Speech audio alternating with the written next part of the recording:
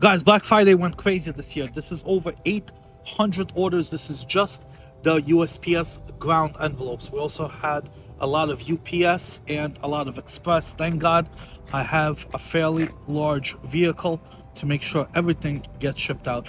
All I ask you guys is for an extra 1 or 2 days of patience. We had over 8,000 orders that came in just this weekend alone. We're working around the clock. I have about 20 employees that are making sure that all of you will get your items fast. Please bear with us and understand that we're a pretty popular company because we really deliver the best merchandise.